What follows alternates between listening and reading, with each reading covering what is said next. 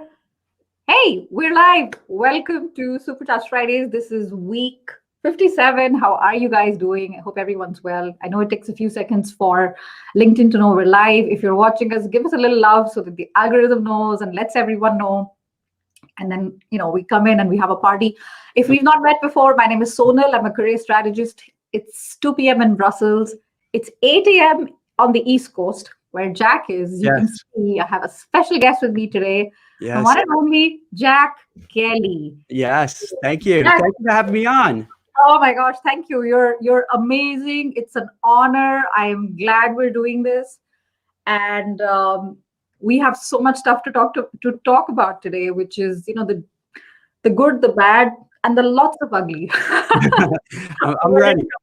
I'm Yeah, ready. I have my coffee. I have my, as we talked earlier, I have my kombucha. So I'm powered up. I got my Caffeined up. kombucha in a Chewy mug with my Star Oh, Wars. that's so cute. That's adorable.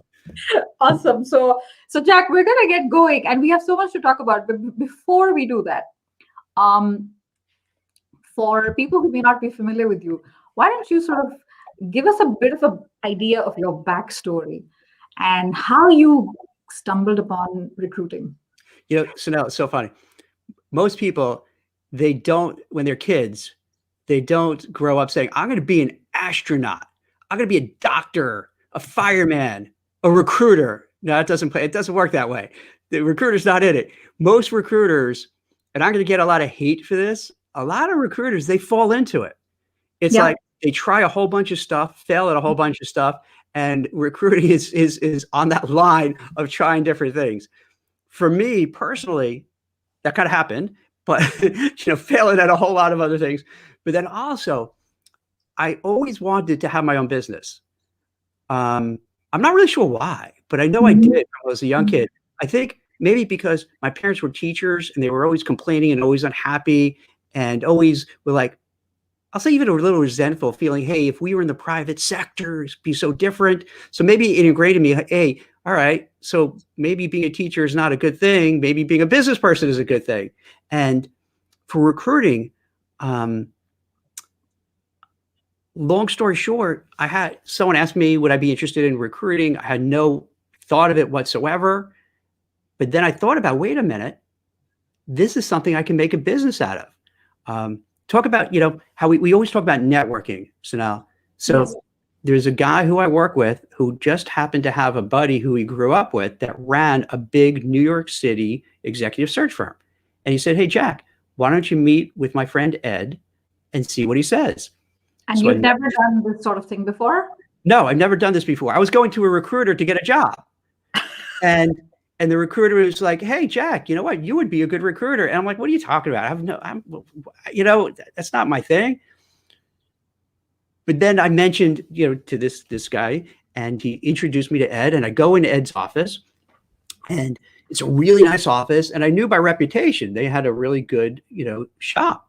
And I'm looking around, and everyone was working. They seemed happy. I met him. He was completely gracious with his time, and he seemed like such a nice, down to earth guy that I walked away saying, "Wait a minute, if he could do it, why can't I do it?" And I left. I can't remember at the time I was married to Karen, my wife, or we were still dating. I can't remember the time. It's so long ago. And it said, hey, maybe let me give this a shot. Maybe I can make a go of it. And so, yeah, that's what I did. I gave it a shot. I started working for this company. I became a partner.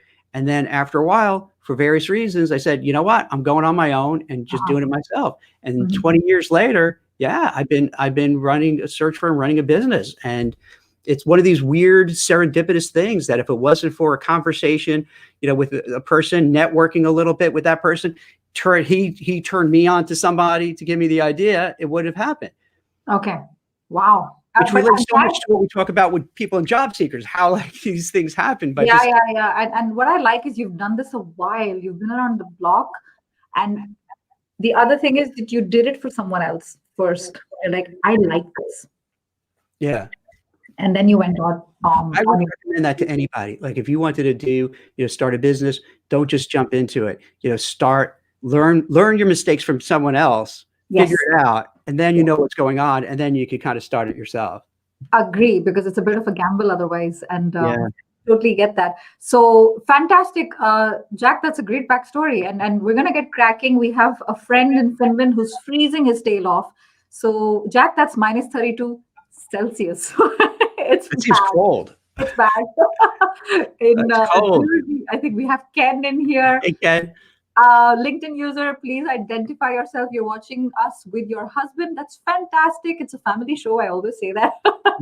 Sweta's in Canada, also freezing her tail off. No, Sweta, I didn't get a new camera yet, but I am planning to do so. And yeah, people from all around the world. Lovely to have you guys join us. Thank you so much for being with us today. So let's get So how do you have such a worldwide audience? What's It you like is you're a world amazing. star? It How is. Right. Rehab is in Tunisia. So, Jack, we're going to have our conversation people are from around the world, but so many things we're going to talk about are universal. Of course, yeah. And so anyone who's watching, you guys, we're going to make sure that it's not a very US centric or Europe centric conversation. We're going to make sure this is relevant to all of you listening. And Jack is being very humble. Jack has this headhunting firm that he's been a part of for a while and done a lot of recruiting. And then, he started his company in the very start of the pandemic. Basically after 9/11, right about 9/11. So imagine that in New York City, 9/11, where it was just horrific. I remember my kids were really young. My daughter was just born, and I'm watching TV. I lived on the Upper West Side of Manhattan, and I literally are watching the buildings fall down. And it's you couldn't even process how just frightening, crazy it is. And I'm thinking, how am I gonna just starting something, and you can't even imagine the buildings, the little buildings that I would place people at are falling apart, are falling down. And from there, it was like, hey, you know what? This is probably as bad as it gets, and it could only get better. So it kind of empowered me to move on. And then, so when you went through the financial crisis, when we went through what we're going through now, you could look back and say, you know what, you have bad times. And this is appropriate to job seekers. You can have bad times, and it can be really rough and really brutal, but it doesn't have to stay that way. It changes. We sometimes get so stuck, that this is going to last forever. I'm always going to be this way. I'm always not going to have a job. But, if you have, the courage, the fortitude, the drive, you change and you can make things happen. And you're proof of that. Starting something in the midst of 9/11. Yeah. Starting something like Recruiter in the midst of COVID. COVID is in so many ways, I'm not comparing disasters, but COVID is a lot more like, global impact, right? Yeah. And you're like, oh no, I'm doing this. So courage, I think that's what it is. That's what you're saying. Courage is a decision. And you make that decision and you're like, I'm going to do it. And another thing I want to say before we get going is, Jack, when we met, this was in November, and you'd been this prolific writer on Forbes. And I think you mentioned it to me. This is November. You said, I think I've written about 200 articles this year. And that was 2020. And that was only March to November. So what is that? 9 months. So now we're in February. So Jack, how many articles have you written? I don't even know. I'll tell you this. I just saw the other day. This is mind-blowing. For the last, let's say, 2 years, I have probably about 20 million views of these articles. How sick is that? Oh my God, that is so sick. Not that I'm keeping count. What I want to say is, if you go to Forbes.com and you just go in the search menu and you write Jack Kelly, you're going to see all the stuff. Lovely articles. I think it averages on about one a day, maybe more. If he's in the mood, it's like he's shooting. So Jack, when it comes to writing, Jack is a beast. Yeah. That's what I'm gonna say. So fabulous. So we're gonna. You know what helps, Adele? It helps to be obsessive compulsive and like really dig into things and really. And this holds true for job seekers and people who want to, move forward their career. Is that you really sometimes you just have to be fixated on what you're doing. First of all, you have to enjoy what you're doing, because if you don't enjoy what you're doing, you're not going to do it. Like I enjoy writing, so it's to me, it's not a chore. I like doing it. You like it. I agree with you. Obsessive about something, it doesn't feel like work. It feels like exactly. You're in the zone where you're like, oh, I just pumped it out and it wasn't even like a blind spot, or, what do you call it? Uh, when your mind goes blank, writer's block. No, nothing of the sort. So I totally get that. Speaking of which, there is one article that Jack wrote a couple of days ago, which is very interesting, and it's all about ghosting. And it's based on some research that was done by Indeed.com, which is a big job search jobs aggregator. And Jack, there was some really frightful data in there when it comes to ghosting. It said something like 77% of job seekers say they have been ghosted, but the data on the company side is like, I don't know, I don't remember the exact number, but they were like, no, actually, it's not so bad. So obviously someone is lying, and job seekers have no reason to lie. What are they doing? They're just trying to put food on the table and put food on the, feed their families. Let's talk about this, because this is the elephant in the room. This is a complicated topic. I'd love to say recruiters are bad and candidates are good. There's layers in there, right? So let's talk about that. So I think, in my opinion, I think what's happened is this. It's a bigger issue. I can just speak to my own experience living here in the United States. And over the last number of years, and this is not politics, it just is what it is, there's been such acrimony, there's such hate, there's such anger, there's such a toxic environment. You go on Twitter, you go on Facebook, and like within a minute you're arguing with somebody. Yes. And it's, I think it's spilled over into the job search, where it becomes okay to ghost because you don't care, so what? So you're not thinking of the other person. So let's say, so now you're a candidate of mine and the interview maybe didn't do well. Instead of saying it, I just forget about you and ghost you because it's easier. It's rude, it's terrible, it's inhumane, but that happens. And then the company does the same thing. The company is like, I don't want to get back to the candidate because it's uncomfortable to say you're not getting the offer. I'm not going to say anything. And it's just this weird culture we're in where we're not really nice to one another. And it's both in the real world, it's on social media, and it's in the job search now. Yeah, but it's easier. I get that. It's easier to ignore this person. And that's what happened. But are these people thinking about long-term implications of doing that? They're not. See, they're not. I think what happens is this. Things become like almost acceptable, even if they're horrible, and so they feel, okay, I'm just not going to get back. I'm not going to show up to the interview. I'm going to cancel. The candidate might say, you know what, for whatever reason, I'm not going to go to the interview and just disappear. The company may cancel the interview like, half an hour before it's supposed to go. And and you're right, they don't think about the ramifications. The company doesn't think about how it's going to hurt their brand when they treat people poorly. A job seeker doesn't feel like, hey, I might get blackballed from that company because they're going to say, hey, they blew us off. I'm not going to give you another chance. So it's really just short-term thinking. Yeah. No, I agree with you. And there's this, Ken, I think you talked about it, and Tegan's like hitting the nail on the head. It's that maybe also that culture, Jack, that people are expendable. Yeah. It's like catching a bus. If this one doesn't come, I'll get another one in 10 minutes time. And good companies, they know that's not true. Because yes, people they may think so, but good people, talent, top talent, that's not easy to find, right? No. See that you're right. So like more progressive, smart hiring managers will realize, hey, especially if you're in a niche that's hard to find people, you want to cater to them. You want to roll out the red carpet. You want to do everything to get a hold of them. Exactly. And so what do we do? And that's what Sabrina says, because it's easy for us to say, hey, job seekers, this is not personal. This is just how they are. They can be mean, selfish. And, at the end of the day, you don't pay their salary. So maybe they're thinking, why should I bother, write customized feedback form, whatever it is that they need to do. But as a job seeker, what is it that one can do about that? In other words, to fight back against being ghosted? Fight back, find out, because that's what Sabrina says, in terms of feedback, how many times can you reach out to a company after an interview?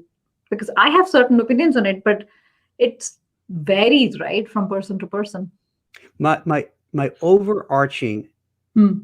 theory about all this for job seekers and for people who are trying to advance their careers is they have to really take active control of their career. They can't be on autopilot. They can't Hmm. wait for someone to knock on their door and say, here's a job. They have to make their own breaks in life. And when it comes to being ghosted, you're well within your rights to go to that recruiter and say, hey, Jack, what the hell? Like, why are you getting back to me? Just tell me one way or another. You know, Yeah. why didn't I get the job? I don't care if you hurt my feelings and say like I bombed it and I said something stupid. Just give me a reason why. Yes. So I think, it's fair for a job seeker to really go to whether it's an external recruiter, like someone like myself, or someone who works internally at the company to really ask why and get some feedback. Because if you don't get that feedback, you don't get that constructive criticism, you don't know how to improve, and you're never going to get better. I would, though, say when you do it, however, you want to be polite but persistent. You don't Yes. want to be a jerk. You don't want to come across ticked off and angry, because then you're going to be the bad person. So you just want to be very polite. For instance, let's say you're the hiring manager.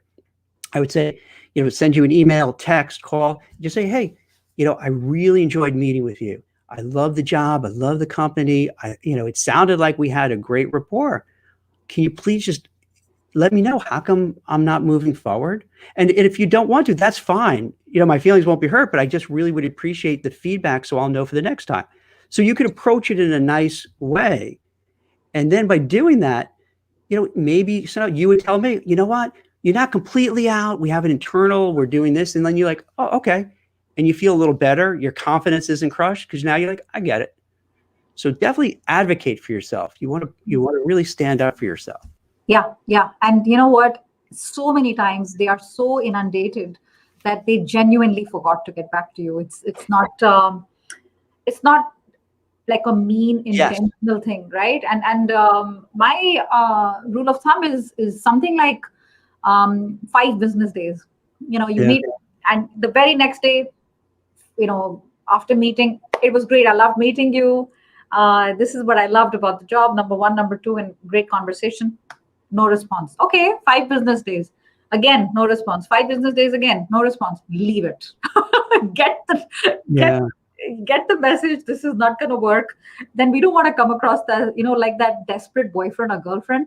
If they've dumped you, they've dumped you. They didn't tell you why. It doesn't matter. Move on. And luckily here, even the relationship isn't even like boyfriend girlfriend. It's not long enough. They like barely started. Yeah. But maybe this is a favor. Yeah. And this gives you a sneak peek into their culture. Something about their work culture. So, all right, awesome. So, Sabrina, I know that you're a coach yourself, and this is a very frustrating thing for us when we have our clients and like helping them with that. So Lawrence here as well. Good morning. And when it comes to this pink unicorn, and yeah, sometimes it's this pink unicorn, and they're just so damn unrealistic sometimes, in the middle of all this. So Namrata says, she's in India. She says companies should also be ready to listen to no from candidates at the last minute. Oh yes. Oh, especially when a job seeker has options, and that's exactly, Jack, what you're saying, right? Have a couple of options that give you leverage. Yeah. There's so many times people will fall in love with this job that they're going after, and they put all their eggs in that basket. And months go by, meeting tons of people, and then it doesn't work out and they're crushed. You're better off, if possible, to have a bunch of irons in the fire, because it gives you a little bit more confident. You're not just dependent and praying and hoping, oh my God, I hope this works. Because if it doesn't work, then you have a few other things. And that goes also under the heading of this is just kind of owning your career, owning your job search, Yes. taking charge, being smart about it. Just like if you invest in the stock market, you're not going to just buy one stock and hope it works. You're going to buy a whole bunch of different stocks and mutual funds and diversify. That's what you want to do with your career and your job Yes. search, so that Yes. you have options. And then the more you do it, the better you get at it. So Yes. I'm even, I'd even suggest for people go on interviews, even if they're not crazy about the job, because then you get the experience interviewing. You fine tune your techniques, you enhance your techniques, you get better at it. So absolutely. Yeah, no, I completely agree with you. Omkar, you have a question which is a little bit unrelated. If we have time towards the end, I promise we'll get back to you because right now it just feels like we might go on a separate tangent. So Sweta is saying, so do some recruiters lowball salaries on purpose to get a higher commission? Less job seekers get paid more than they make. Is Yeah. this is the okay? Once and for all, Jack, myth versus fact. Crush it for Yeah. us. So here's the deal. So in a lot of things in life, you really want to know like where the money is going. Like what's the financial incentive? Because then once you know about the money, then you know how it works. Follow the Mo- money. Exactly. So most recruiters work on what they call a contingency basis. Yes. That means they'll go to me and say, Jack, here's a job. Can you work on it? They'll go to you and say, here's a job to work on. They'll go to Ken Lang and say, here's a job, you can work on it. They work on it themselves. They post on LinkedIn. So now you have a race to find that candidate.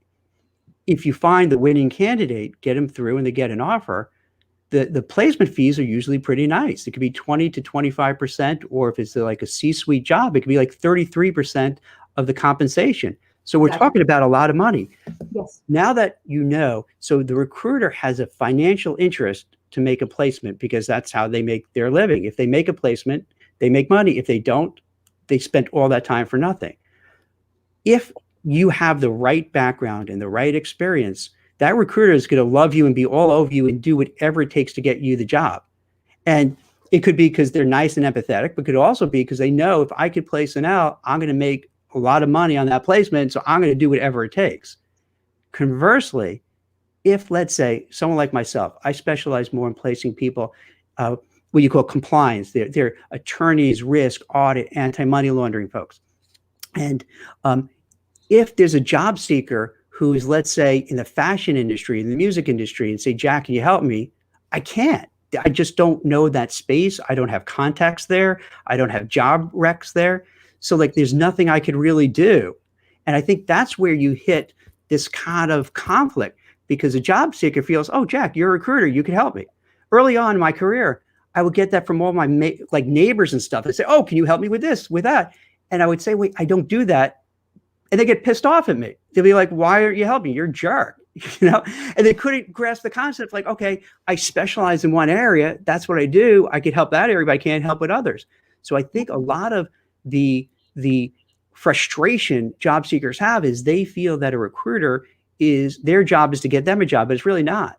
The company gives them an assignment and their job is to find that exact person. Because think about it, they're not paying a lot of money to get someone who has 3 out of the 10 ingredients. They're paying to get, 100% and more because they're saying, hey, Jack, if I'm paying you this, you better damn well get that person who fits everything we're doing. If not, I don't need you. I'm going to go to someone else. So it's a really cold kind of thing. So that's really what it boils down to. So the recruiters really, they're aligned financially with the job seekers. So when it comes to Sweta's question, they want to get the most. Yes. They want to get the most, not the least. Lowballing. Exactly. It's not opposite of lowballing. They want you to get paid more because if it's a percentage, get more money. Yes. And there's a conflict of interest there, isn't it, Jack? A little bit. It's the whole thing is filled with contract. It's just it's a disgusting area. It sucks. Horrible business. I'm glad you're seeing it as somebody in the profession. It is. It's not unicorns and rainbows. And I swear to God, if it wasn't for the fact that I lucked out, right, that I picked a niche because it was overlooked. When I started, compliance, that whole area was like, laughed at. It was like, I want to place investment bankers and traders and hedge fund guys and all that cool stuff. But I figured, hey, I'm not going to go where the crowd is. Let me go where it's not. And then I lucked out and it just went like boom, right through the roof. It went just like crazy because there's so many scandals and issues. But if it wasn't for that, it would stink. It's a really gross, rough business. It's competitive, like crazy. Ridiculously competitive because you don't need a certain degree. You don't need any degree. You don't need any certification. You don't need any licenses. Tomorrow you could say you're a recruiter and you're in business. And so, you just like a laptop and you could be sitting in your bedroom in your pajamas, which is good in a way because the barrier to entry is low. But on the other hand, I'm guessing, Jack, in a way, it's easier to stand out if you're very good at what you do and you represent the best of the best and your integrity is sky high there are many people like you, right? That's the key. That's the key. And but a lot is love too, because like if you're not in a niche that you're able to kind of be that person, it's hard. And that's why you get recruiters who come and go. Like where do my sometimes they ghosted you because they just left the industry, you know, and they're not there anymore. So it's very frustrating for them. So like when you're dealing with a recruiter, when you feel that angst, that anger, when they're getting pushy, when they're getting, you know, obnoxious, they're looking at, I haven't made a placement all month and it's a pandemic. I didn't make a placement in 2 months. I'm going to lose my job. I can't pay my rent. And they're going to come across all like, you know, that's how someone would come across who's going to lose their job and not making money. Like, exactly. A human being with real stress. Yeah. I like that, Sabrina, when you're helping your clients, the 3 Ps: professional, patient, and persistent. Yeah. I think when the shizzle hits the fan, we lose out on how to be professional. We lose our patience, and persistence goes out the window. One, you know, the guy didn't get back to me. Oh, you know, and then like we're sad, or like nothing's gonna work out. Awesome. So I have a lot of other stuff to go through, but we have questions coming in, so we're gonna address these questions. Okay, let's go. Hey, Kshitij says, what should be done if your reputed multinational company says, you know, the hiring is frozen couple of hours before the final round of interviews? It happens all the time, especially in times like this, where there's uncertainty. When there's uncertainty, companies they're scared. They're not going to say it. Like, you're not going to have a CEO who's going to say, we're scared to make decisions now. They don't say that, but that's how they act. So you just want to be, as I mentioned before, you want to be polite and persistent. You know, you want to follow up. You don't want to be a nudge, because then they're going to say, like, you know, why are you keep bugging me? We told you it's a freeze. But you want to, you know, somehow find a reason to say, hey, just want to check in, you know, hey, happy President's Day. Hey, happy Valentine's Day. You know, hey, is it snowing by you? It's snowing by me. You know, find reasons to keep it. Small talk is underrated. Empathy is underrated. And thirdly, Kshitij, chances are everything was going hunky-dory. And somebody in the executive committee, somebody one day was going through the figures and he said, what? More FTE this year? No way am I going to let that happen. That results in that effect for everybody else, and HR is basically reacting. So very few people have control on this right now. And the person who said it may have said it because of logic, or may have said it because of emotion, because maybe he had a bad day. It doesn't matter. You've got to move on and you've got to accept it. But keep in touch. Keep in touch. Like Jack said, you never know. You never know. I've seen follow-up. And so, no, I've seen too, where let's say you go to a company. I've had this happen quite often, where maybe, you know, Sabrina Woods interviewed and they didn't select her for the job I was recruiting her for. But 6 months later, they'll say, hey, Jack, you know what? Is Sabrina still around? Because we have this new job where I think she'll be really good for. And I'm like, okay, I'll call her and let's see. Exactly. And it's this good old fashioned, what do you call it? Out of sight, out of mind. And top of mind recall. You just want to be like around, want to stay in touch, connect, you know, react on LinkedIn, what they're talking about. You don't like disappear on them and hate them forever. That's not a mature thing to do. So fabulous. Yes, Shashidhar, you're right. Sometimes recruiters don't know the job description themselves, particularly if they're not in their, like Jack specializes in compliance, right? He can talk about compliance till the cows come home. Others be like, I'm hiring for a SQL server or, you know, a DevOps, but they have no clue what that means. Is that a bad thing? Well, it would help if they know what they're hiring for. And I'm a big believer in that. When you're looking for a recruiter, this is so critical. I'm so glad he asked that question.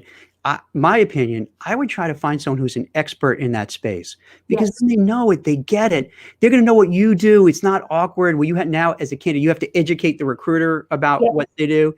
The recruiter have all the contacts. They'll know the companies. They could give you color on it.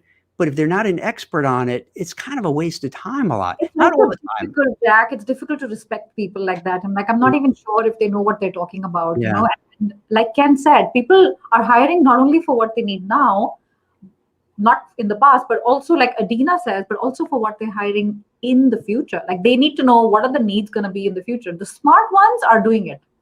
So, you know, the rest of them are like more like knee-jerk reaction. So fabulous. Hey, Michael, what's up? As a recruiter, I find it hard. Is that what? It's a familiar name. Is he Friend That's yours? one of my guys. That's my buddy, Mike. Yeah. Oh, awesome. I find it's worth making the time to always follow up with the candidate. So Michael, you're one of the good ones, Yeah. clearly. He's very nice. He's very, And very polite. that makes a big difference. Explain that the companies are wary of yeah. It's particularly in the US where you're thinking, oh gosh, there could be a lawsuit, around the corner, and feel like any criticism they convey may proliferate. Positive feedback is readily offered. I totally agree. Negative feedback, not so much, but you can always skim on the negative feedback, and candidates are smart. They're not stupid. Like you're like, okay, I read what was said and I read what was unsaid, which is part of life, right? And Lauren says 33.3% it was 33.3% with my past management consulting firm that we all won when the salary was higher. Yeah, that is the 1/3 commission, which is a pretty penny. It's a pretty penny, right? So awesome. So there's I'm gonna carry on, and you guys hang on. We're gonna get to your questions, but I want to talk about this. Jack, there are types of recruiters that I think a lot of us don't know about this. Mhm. Let's geek out for a moment. And I think this is important. And why does it matter? So what are the types of recruiters? Sure. So you have the contingents, the one we talked about before. It's like eat what you kill, which is such an ugly comment, but that's really what it is. It's, eat what you kill kind of mentality. Then you have retained, which is, those are really for like CEOs, CFOs, the C-suite. Yes. And with those, companies give it out exclusively, and they'll say, hey, Jack, you're the only one working on it, and that's it. And it's a much more civilized way to do things. Then you have staffing, which generally is contract work, gig work, short-term assignments, type of assignments. So those are kind of the three main buckets. I got it. So the first one, so these are three types of external recruiters. Yes. In the first one that you said, contingency, you eat what you kill. In Europe, we call it no cure, no pay. And it's the exact same thing. I will give this to 10. That's a nicer way. See, Europe is nicer than the US, right? US, we're crazy. I remember a recruiter told me this, and I was like, what does that like? It sounds like medical. Yeah, it sounds nice. It sounds, cure. No, exactly. And if, and I'll give it to 10. And I did that as HR. I didn't have a budget sometimes. And I was like, I'm going to prove it to my boss. I'm like, I'm going to give it to 10. And first pass the post, gets my fee. But most recruiters don't like it. A lot of recruiters said no to me, and that makes sense because they're very established, right, Jack? So you may not like, as a recruiter, you may not like it because you're maybe 20 years in the game. But the new and hungry recruiters, they're like, you want a challenge? I'm up for a challenge. Like, let's go. So that's the first one. Then the second one you said was retained, which is the Corn and Ferries, Russell Reynolds, vendors of the world. And they're also called executive headhunters, executive search firms. Those are the ones that make the most money. However, they are suffering a lot. They are suffering a lot in 2020. They are not admitting it, but even before COVID, Jack, they've been suffering because people are like doing a lot of recruiting themselves in-house, right? Big time. And I think it's been happening now. And I think that's going to be a trend moving forward too. Like I know, and they're doing other things like talent management, etc. So anyway, that's a separate conversation. The third one is staffing, which is very interesting for gig work, but also not the high level executive search, but mid to lower level. It could be gig, but it could also be a permanent placement, but very specialized. I'm guessing something in research or IT or something along those lines. And I know you have huge staffing firms in the US. And then you have the internal, correct? Yes. So I'm working in a company and I'm the internal recruiter. It makes sense because my 1 year salary, when I hire 2 people, I have already made up for the salary that I have. So why does it matter, Jack, this distinction? It's just how it breaks down, I mean, it's people have their niche. For myself, I do retained as well, but much more contingency. And what happens, like a lot of things, for instance, like with career coaches, I've noticed, some may focus on millennials, some may focus on people over 50, some may focus on people in the media and marketing. So you kind of, fall into your niche, so to speak, and do it. And that's what happens, with recruiters, I believe. You kind of end up having that specialty. And then the internal recruiters, it's different because they get paid a salary no matter what. They're getting their base and bonuses, and however, they still have to hire people, because if they don't get people in, they're not going to last long, because managers are going to get all mad. Like, wait, how come we have this empty seat? You didn't fill it. Yes. You know? Yes. No, absolutely. I get that. I love that. Awesome. So Lauren says there are different types of doctors, lawyers, and authors, but the outside perception is they're all the same, right? And exactly. And that's what I think leads to frustration, Lauren. Exactly. Because they feel it's all the same. And if you're a recruiter, you could help me with my, in the advertising industry or the fashion industry or Wall Street. But no, the good ones, it's hard. You can't do that. You really know what you know. And then that's how you excel. Yes. Yes. Absolutely. So good. I'm going to come back to the questions, and we have a lot more to cover. Jack, you're a recruiter. You're looking for your pink unicorn. Obviously, we know the pink unicorn doesn't exist. You know the pink unicorn doesn't exist. What is it that makes you happy? Like, you're singing inside and the clouds are parting over and there's violin. Yeah. What does that candidate look like? There's no one, it's for each job. So, like for instance, after this call, I have two similar roles I'm working on, which is a very, very specific.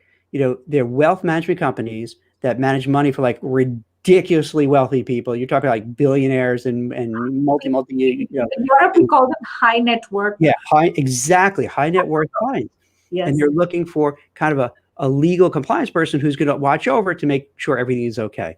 So for that role, I need somebody who has a JD, a law degree. I need somebody who has about 10 years of experience. I need someone who knows wealth management, hedge funds, alternative investments, private equity, managed accounts, and so on. So for that kind of job, it's very specialized. Then they have to be able to, even though everything is remote, we talk about remote work, a lot of companies are still reticent to have people work remotely, which it's kind of frustrating because it takes time.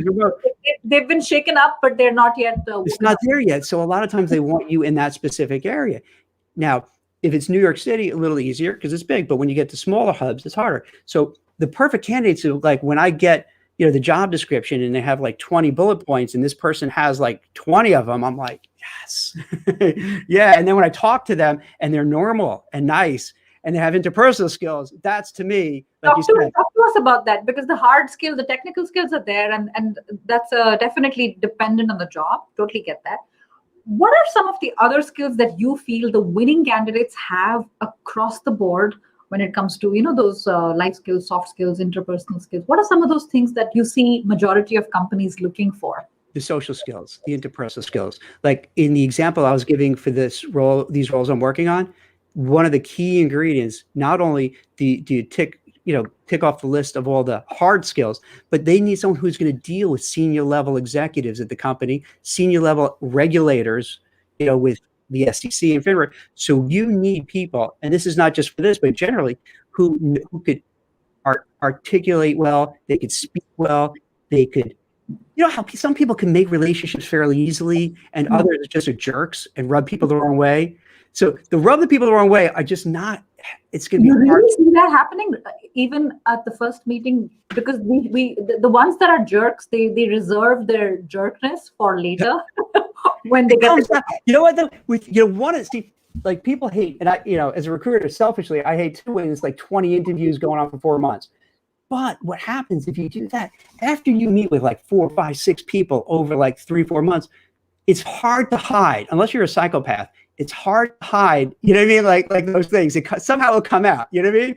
It may not come out in the first interview, right? It may not come out in the second interview, but if you keep doing it, eventually people are going to pick up on it and say, wow, wait, this guy Jack is a weirdo. Like, yeah, he seemed normal at first, but like, he's nuts. Yeah. So it does. So having more interviews, to be fair, then also for the candidates is good too, because you could think the company is cool, you could think the company is awesome, and your management is nice, but then you meet other people and you're like, oh my God, yes. I can't work here. This is, you know what? You look around when you could go to the office, you look around, everyone's miserable, everyone's unhappy, everyone's frowning, everyone looks angry. I want out of there. So to answer your question, definitely the soft skills, the social skills, how to speak with people, how to forge relationships. you are not the kind of person who alienates people and gets into fights and arguments over every little detail. And then writing well too. And what I mean writing, not like article writing, but like a lot of times you have to write memos and correspondence. You Email need to writing. communicate. Email writing. It's surprising to me sometimes that there's basic spelling mistakes, like even for native English speakers. But nobody has time to babysit and say, "You write this email for me. I will check it later." No, Yeah. I give you a job. Just do it. Just get it done. So Can I say another thing that I was thinking that also leads to kind of frustration for people is that you have a lot of times people who are awesome, right? Went to like the best universities, they're super smart, they're very accomplished, but then they assume because I've been doing this for 30 years, I can now go and do something else and start right away. And could they? Yeah. I've met so many people who I know you could drop them in any job anywhere. They're so just brilliant. They could figure it out. But companies generally, especially if they're going through a recruiter who they're paying money for, don't want to take that chance. They don't want to say, hey, Sunil is a career coach, but we're going to give her a chance to be a welder. Like, where does that come from? How are you going to be a welder or a carpenter? It doesn't cross over. No, it So doesn't I think people get angry because they feel, hey, why are you barring me from getting that role? I can do it. But like the company doesn't really want that. They want exactly what they want. So again, it gets this friction where people get mad. It comes back to exactly gambling versus a safe bet. Mhm. Why would you not want, if you're putting yourself in the shoes of the company, why will you not want a safe bet in the middle of a storm? Like, I want to Exactly. take me to shore. I'm not in the mood to ride the storm on a little boat, which Exactly. Yes. might sink, So, You put it in such a great way. I love that. Yes. I'm going to steal that. Never mind. and the other thing that you said, which is interesting, assume, which is a very dangerous word. And you can have the best credentials, you can have the best business school or this school or etc. And you're like, there is a little bit of chip on shoulder arrogance that comes with that. Absolutely. Not everyone, but some. And companies smell it, and it's one of the things that really, like, I have zero tolerance for in a candidate, because it just like comes with that I know it all mindset, which companies don't like, which people don't like in general. I think that falls into the whole social skills, because there are people who are completely arrogant, but they're smart enough to know to hide it. When they interview, they're arrogant jerks, but when they interview, they don't come across that way. So, No. but if you wear it on your sleeve, it's the seduction, right? It's the dance or the mating.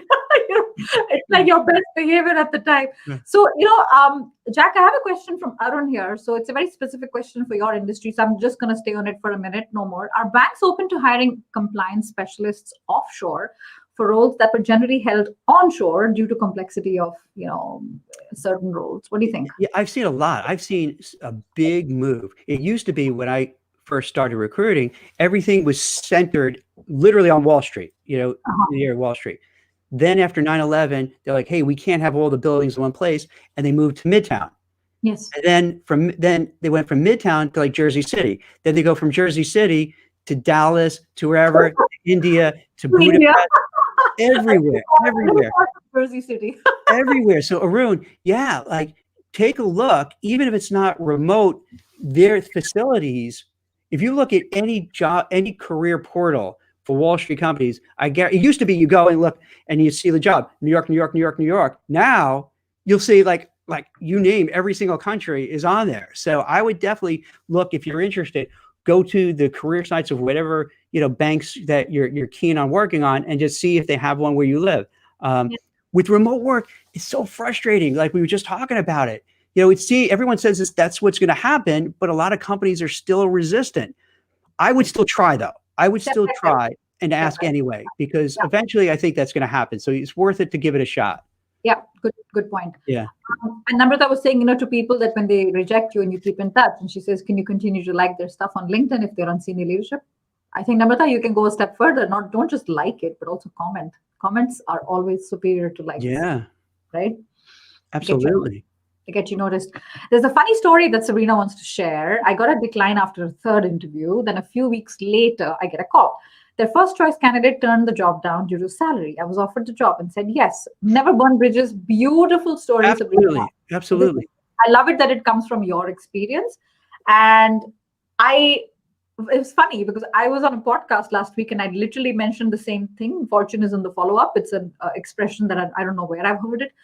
And some person listening to this podcast was like, I should get back to them. She got back to those people and they said, thank God you got in touch. We lost your application or whatever. And they want to see her again. People are drowning in paper, whether it's online or whatever. So it's definitely worth it to stay in touch. And if somebody declines their offer, second best is good enough. So many top Hollywood celebrities said no to a role and the other person took it and then they turn out to be, Luke Skywalker. Yeah. Dude. You know what? As a side note, how much does that have to kill these hurt? I sometimes I think about that when you read about a person who passes up that role and whoever took it is like a superstar. You're like, oh my God, how did I? Oh my God, that's like not buying Bitcoin. Back in the day, it's like, oh, it's like not buying Apple in the 80s, and you're like, okay, dude, it's my fault. Learn from the mistake. It's a very expensive mistake, but it is what it is. Hey, Ken. Ken says, interview the recruiter, check them out on LinkedIn and ask them about their experience. It is a two-way street. Yes. It is a two-way street. There is a way to do it. Again, coming back to the arrogance, some people take it a little too far, but it is definitely a balance, right, Jack? Because a lot of people have this, particularly in certain cultures, where like, you're the boss. Whatever you say, whatever you want. Yeah, is that what it's like? Where? Culture, yeah, it is like, whatever you say is the word. I'm gonna go with that. No, yeah. Maybe not in the US, but and when I say challenge that, I'm like, oh, Sonal, you don't understand. You don't live in our country. I'm like, actually, I have lived in places. It comes back to a little bit of courage and personality and saying, because people like courage and personality, right, Yeah. Jack? Yeah. That's interesting because, like, here in this country, everyone thinks they're an expert, and no one listens to anybody else. Yeah. Awesome. So I have a question here from Ankur. Ankur says, I had multiple instances of external recruiters and internal HR approaching on LinkedIn and asking for the CV during the last year. And when I asked for the job description, they vanished. I found, okay, yeah, they're not serious. that goes to the whole ghosting thing. You know what? They send it out and then maybe they realize, oh, Ankur, you may be not the right fit. But instead of writing back to you, say, my bad, sorry. I thought you were the right fit. You're not the right fit. I apologize. They just ghost. Exactly what Jack was talking about. Anybody can open a recruiting shop. Anybody can open it. You're sitting in your pajamas. You're in bed. You have a laptop. You're a recruiter. It takes one headline change. You're a recruiter. It's not regulated, right? It's not anybody can enter it. So definitely separate the wheat from the chaff. Good morning, Lee. Lee says, we're talking about the skills, the interpersonal skills, communication, listening, kindness, respect, collaboration. Beautiful. Fabulous. So, Jack, how do we find these good recruiters? So I could give a shameless plug. So on Recruiter, we have a recruiter directory. So you could definitely check him out there. I would follow up on what Ken mentioned. A couple of different things. One, so you could kind of go look at a recruiter directory like we have on Recruiter, and it's free to use. Then you want to look at like. Sorry, is that US centric? For the most part, yeah. I want to start making it international. Okay. But US for now, a little Canada. So you want to find a couple of things. Take a look on LinkedIn, and they have obviously their job board, and you want to see, does the recruiter keep coming up with jobs in your space? Then maybe cross-reference it with Indeed, as you mentioned about Indeed earlier. So now to see, okay, does that recruiter also post a lot of the jobs in your space there? Then you're like, okay, so far so good. Check out their website, see if it looks legit and all that. Check out their LinkedIn profile, see what they post. What kind of jobs are they posting? Are they relevant to you? Then ask around, ask your friends, colleagues, coworkers, hey, who did you use? Did you use, Joe Schmo or whoever? And what was your experience? So it's really doing your homework, and it is time well spent, because then if you ask around and you get really good remarks about somebody, and then you see that they do post a lot on LinkedIn, and that meaning jobs that they have, You know, you see a lot on Indeed, and maybe even you could go look at some like a Career Builder and Monster, or what other places to see, okay, are they active? Then you can feel, okay, so they are active in my industry at my title level and at the compensation. So it's definitely worthwhile for me to forge a relationship with that person, because it's going to be a better chance of success using that recruiter. Yes, absolutely. And I want to add one thing here, because we talk a lot about referrals for job candidates, right? It works both ways. Yeah. If you know a good recruiter, you will talk about this recruiter to your job seeker friends. So Absolutely. why not go for the tried and tested and vetted person, as opposed to the same thing, the little boat in a storm? Will they take care of me? No, you're not paying their salary. Totally get that. But you are directly responsible for their commission if you're good at what you do, right? So can I tell you the biggest source of getting assignments from companies are through just referrals, for someone saying, hey, you know what, give Jack, give Mike Toller, who's on here, give, you know, one of the other folks for compliance search, give them a call. Yeah, because they know you're going to, you know, we're going to work hard, we're going to do everything we're supposed to do and all that kind of good stuff. So yeah, so that's, you know, referrals. And then also as a recruiter, if let's say you would tell me, hey, I want to introduce you to my friend Lee, she's really great and looking for a job, can you talk to her? I'm going to talk to her. Even if she's not perfect for what I'm doing, I will, because I trust you. I like you. I trust your judgment. So I'll give her, you know, the time to talk. Now, it could turn out she's not right for the jobs I have, but that's okay. We made a connection, and then maybe I could point her to someone who does. Exactly. This is very good advice for job seekers. I hope you're listening carefully, because we have a bunch of recruiters, seasoned recruiters with combined hundreds of years of experience probably. And Lee makes a great point. A lot of her positions are confidential. She's not going to post them. However, is she active on the platform? That is a great sign for a candidate, because you're like, oh, this person doesn't just show up twice a year when they want to sell something, but, you know, a little bit more brand equity and personal brand. So absolutely love that. And a little bit of empathy here. Let's be clear. For recruiters, at any point of time, they have something like 10 roles filling at the same time. Exactly. Speed is everything. And Adina's adding, I think, Adina, you're in Romania. One of the skills we appreciate in a candidate is genuine will to make a good team and help out with their knowledge with their coworkers. Team player, 100%. Love that. Who doesn't want a team player? Because, you know, unless you're a monkey sitting alone in front of a laptop, people, you know, like, oh, I'm good with people. You have to be good with people. There's no way you're going to be, you know, by yourself. Then I had a question on YouTube, actually, because we're live on 3 different places. Warrior. Hi, Warrior. I don't know if you're still around. Tricky question. Is it okay if I ask for an increment after joining the company, because I deserve a good increment, where I hesitated to ask during the interview round? Warrior. Jack, what do you want to say? Because this is That's rough to do. This is the kind of thing I, as a HR person, don't love. Yeah. The only way I could see that possibly happening, if, let's say, you accepted a job, but then when you started it, it turns out that it's way different than you thought it would be, and the expectations are so much higher, the hours are so much longer, then maybe you're within, you know, your rights to say, you know, hey, Warrior, you told me it's a 9-to-5 job and here's my responsibilities. Now you're telling me it's 7 a.m. till 7 p.m, weekends. Okay, I'll do that, but I think we have to really kind of readjust things. Yeah. But to just arbitrarily after a few weeks or months to say, hey, I want more money, it probably won't end out well for you, because they're going to make a mental note. This guy's going to just be trouble. You know, exactly.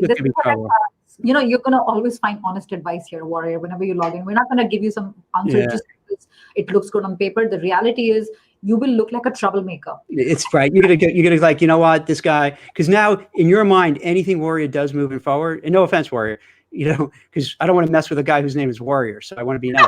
So Warrior, yeah, because like what happens is this. A lot of times they're not going to say anything. Here's the deal. Like a lot of times in the companies, they don't say anything. They're just going to be like, okay, all right, thanks. We'll think about it. But meanwhile, they're like, F you. We're not going to do anything. The time you screw up, they are using it as what do you call it, ammunition. Let's talk about in your warrior terminology. Yeah. It's ammunition, and it's not going to help you. However, warrior, I want to say this: you should definitely. I don't like the word should, but you should definitely do the negotiation at the time of when the Yes. time is right. However, you can always say when you start. So the next level I see is from software engineer to senior software engineer. What is it that I need to do to get there? Because now you're talking promotion, you're talking future. You don't sound like a troublemaker. You sound like an ambitious person, which people like. People like high potential. So just be careful on how you word it, because these things in the beginning can make or break your time in that company. You know, too, how about this? And they could also do this. You know, usually companies have annual reviews or performance reviews. So you could just store up the, the ammunition so that when you get into that, you say, hey, Yes. I've exceeded expectations. Here's what I've done. Here are the tasks you gave me, and here's what I accomplished. You know, have some statistics on it, some numbers on it. Then you could say, hey, I think, I feel I should get a raise of a certain amount because look at everything I've done. And that seems more socially acceptable. And your boss and managers would kind of understand that a little bit more than just arbitrarily out of the blue saying, hey, give me more money. Yeah, no, absolutely. Yeah. So yeah, to come back to the question, when we said, how do you find recruiters? It's the same thing that Lee says, get referrals to good Referrals. recruiters. And there are different types. Sourcing is very different from recruiting, and then executive recruiter, etc. It's hopefully this helps a little bit, because for everyone, the word is recruitment. Like this is a big fat layer, and there's nothing, there's a lot more to it than meets the eye. But can I give you, so can I just interject with one thing about Lee? I wonder if you see this. For a second, we might be going over time, Jack, because I see a lot more questions coming in. Is that okay? Okay, go ahead. You were saying something. Well, I was just going to say, sometimes with referrals, though, it could also lead to awkwardness, because sometimes you're going to refer somebody over who you're friends with, but they don't have the right skills. And then that person is frustrated because, like, I can't help you. I know you're friends with Sonal, but I can't help you. And that person's ticked off. And then you're upset because, like, wow, Jack, you made me look bad. So sometimes referrals backfire a little bit. So when you make a referral, you want to make sure, like, it's a good referral. A good referral. And I want to go back to what you said, diversify your portfolio. Don't have like your life savings thinking about that guy and they're going to help you. You apply, you have referrals, you do the whole networking thing on the side. One of these is going to work out, and then you're going to feel less desperate to, be a jerk. So, absolutely. So I see another question here from Ridwan. If a recruiter calls for the first time, and if you said to him that you are in a meeting and maybe call after 2 hours, and then they don't, because that happens sometimes, it happens a lot, Jack. What do you do? Oh, no, I think, did I freeze or? Are you back? You're back. You're back. Oh, I guess I froze over here. Okay. You froze, you're back. Yeah, it's all the snow here, so now that's what. So that again, that goes under the heading of ghosting. And so, Ridwan, what I would do is this: just follow up.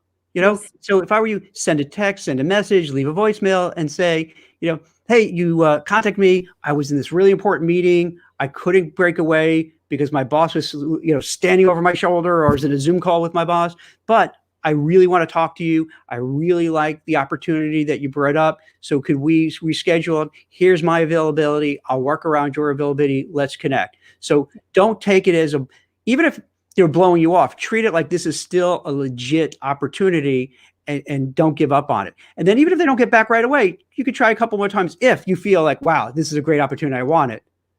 Just keep going after it. Yes, particularly for the you eat what you kill type of no cure, no pay type of thing. If you didn't answer, they have a job to do. To get to 10 interviews, job candidates, they probably have to talk to 100. So they're hitting the phones. They're doing everything. Yeah. It's a sales job. It's 100% sales job. Ridwan, chase them till you hear an answer. And if you don't hear an answer, leave it and definitely move on. And then I see a question here, and this is such a tricky one, Jack. What do you think about these personality tests? I hate them. I hate them to death. I hate them. They're horrible. He's watching. I know she did a session with someone. It wasn't so much personality, but you have these analytics and what do you call these psychometric? I hate them. More psycho than metric. Anyway, so you wouldn't encourage. I mean, you don't think they're worth it? My own personal opinion? No. I mean, because like you can get a stupid test, all right, if you're in traffic and someone blows the horn at you and honks at you, do you A, come out of your car with a bat and crack their windows? B, say some positive mantras to calm down? Like, you could game it really easily. And it's almost as if it's a lazy person's way out. It's a way to me. This is great for me to make friends with people, right? Kind of talking like this is that it's like you're too lazy to actually have an interview and get to know somebody and then trust your judgment and trust your instincts. So instead, you farm it out to some dumb psychometric test. So then you can say, oh, hey, it's not my fault that Jack didn't do well when we hired him. It was the psychometrics fault. So it takes away accountability from you and puts it on someone else. But no, have accountability and trust your judgment. And when you interview somebody, really get to know them, be a good interviewer, to learn who they are. You don't need a dopey test. So, yeah. I love the honesty here. Dennis, what I'm going to say is I've seen some success with it when these tests are done properly. And they are not substitutes for meetings. Yeah. But there's no right or wrong answer. Interviews have lots of faults, one of the biggest being bias and prejudice. And the thing with these tests is when they're done in conjunction with these interviews, they help eliminate bias completely because they don't know you from Adam. And I've seen a lot of success because there's a standard deviation. So there's a correlation and the accuracy, because you measure it, right? You make the guy do the test. And if they scored low on some parts, because there's no wrong answer here, Dennis. It's not maths where right or wrong. It's like behavioral tendencies. What do you prefer? What are the choices? How do you make decisions? And we're like, oh, the person was more leaning on this side, and they ended up actually in 2 years' time or 1 year's time being one of the lowest performers. There's something there. There's a correlation there. If you don't measure it, you'll never know. But these tests have been criticized a lot because of exactly what Jack said, where people have over-reliance. Right. So Yeah. I think there is something to be said about it. And I think there was something like 1.6 or something. The accuracy of interviews is 0 point. It was a research that interviews are extremely inaccurate to determine future success. And these tests are higher. However, it comes down to what you make of it and how you use it. So hopefully that answers your question. And that topic alone can be like, you can do a session on that alone. Yeah. And, what is Lee saying? In the contract world, when the scope of requirements change orders are made, and only when the scope changes does the solution of price change. It sounds terribly complicated, Lee. It's not an easy thing that you're up to. Hey, Dan's in Canada, watching us in a freezing cold. Awesome. So we're coming close to the end now, Jack. So talk to us about your favorite, never heard before, specially saved for Sonal on Superfast Friday, underrated piece of advice that you wish more job seekers knew. That's a great question. Let me think about that. I guess the most underrated thing that maybe we don't talk enough about is that you just have to go out. You have to head into this strong. You can't let anything stop you. You can't be afraid of failure. If you run into a bad interview, brush it off, get back on the horse, go again. If you don't get one job, go after another job. And it's like a superpower. If you just make that mental decision, I need to get a job, I want to get a job, here's what I want to do. Then you put all your focus, your energy, your passion into it. And understand that you're going to get a lot of rejection. You're going to get a lot of people who are going to treat you shabbily. You're going to be treated rude. You're going to get days where you just want to scream, but you keep on going. You keep on pursuing. You keep on moving forward. That's the key. That's what I've seen the difference between success and failure is over the years, is the ones who, can take it. They build up a suit of armor around them. They don't take no for an answer. They keep trying and they don't give up. The ones who just, and it's understandable that when after a year of a pandemic and just hearing no, it's so easy and understandable. And I am empathetic that your feelings are hurt, your self-confidence is eroded, your self-esteem is degraded. But given all that, you just can't say, I'm giving up, because that's not an answer. You know what I mean? It's not an answer just to hold yourself up in your house and just say, I can't do it. So you have to somehow find a way deep down. You have to find your why. You have to find your purpose. You have to find the meaning to just keep going forth and keep trying, because eventually it'll happen. An object in motion stays in motion. So if you keep trying, eventually you'll catch that break. It's a numbers game. Exactly. That's And really it. what I'm looking for, Sabrina calls it Tenacity, Sabrina, right? Tenacity, grit. Yes. There is something to be said there. I've lost my job three times, and I'm still standing. And it's not that I'm so great, I'm so awesome. I've had horrible moments, but Makes you get up. stronger. You just get up. You got to dust off, and you get up and you go. Something better is coming along. You work for it. It's not gonna pop on your head like a little apple, like Isaac Newton. You gotta make it happen. But recruiters see that. And when you talk about this at interviews and you say what has been the most challenging thing, you talk about the job search journey. The numbers are so against you. Yeah. It's like that hero's journey in coaching, we call it. Yes. And you're like, I made it. And of course it's not over. It's going to continue to happen. And it's a series of problems, right? And you're solving them.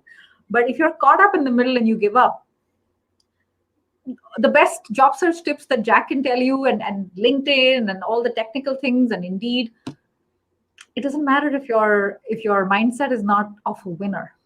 That's it.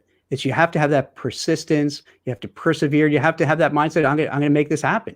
Yes. Even if you feel on the inside afraid, scared, because we all, we don't talk about it, but everybody's anxious. Everyone's stressed out. Everyone's afraid of something. Everyone doesn't want to be embarrassed. We all feel this way, but we pretend we don't. Yes. You feel it on the inside, but still go on the outside. You know what I mean? But still keep it going. I totally know what you mean. I totally I'm laughing because Christine is like, the psychometric test is like more psycho. She found that really funny. And my friend Kola in London, he's a lawyer. He says, I kept a pile because Kola was on my podcast, Jack, and we had a very frank conversation, and he saw lots of blatant problems in his face, including racism. And he's like, I've kept that pile of rejection letters, and I got perverse pleasure in seeing that pile grow, knowing that one acceptance is all it took. See, that's exactly it. It's a lot like recruiting. I got to tell you, it boils down to the law of large numbers. Yes. If I call enough candidates and get in touch with enough prospective candidates, I could hear no all day long, right? No. But all I need is that like one yes for the right candidate, and it works. Same thing with picking up a new client. No. But if you keep trying, eventually it'll click. Yes. Yes. And if you have any skills and any ability, then it'll click a little quicker. If you have no skills and you're bad, eventually you'll still get the yes. It might take longer. So gotta keep trying. Grit, tenacity. In Finnish, actually, they have a concept called sisu, and I talked about it many months ago. Google this. Anybody who's watching it, Google it, SISU, and our Finnish coach knows what he's talking about. It's a worldwide phenomenon, and it's like whatever life throws at me, I'm a fighter. I'm a Zen. I'll figure it out. And I can see you're doing it right now. I wrote it down. So I'm going to check it out. I totally agree, Tegan. It's a fantastic conversation, and we could literally talk about this a lot more. But I want to say, huge thank you to Jack and for everyone, to everyone who's been here today. Check out Jack's work. Like I said, he's a prolific writer on Forbes. Has written probably like 1 million articles. Wow. Oh, and two, you know what? They put a paywall up on there now. So I post it on Recruiter too, so that you don't, so you can get it otherwise. Because I think now you can only have a certain amount of views, but we have copies of the article on our site. So yeah. Oh, I'm sure Forbes doesn't love that. Oh yeah. No, that didn't happen. Don't do that. No.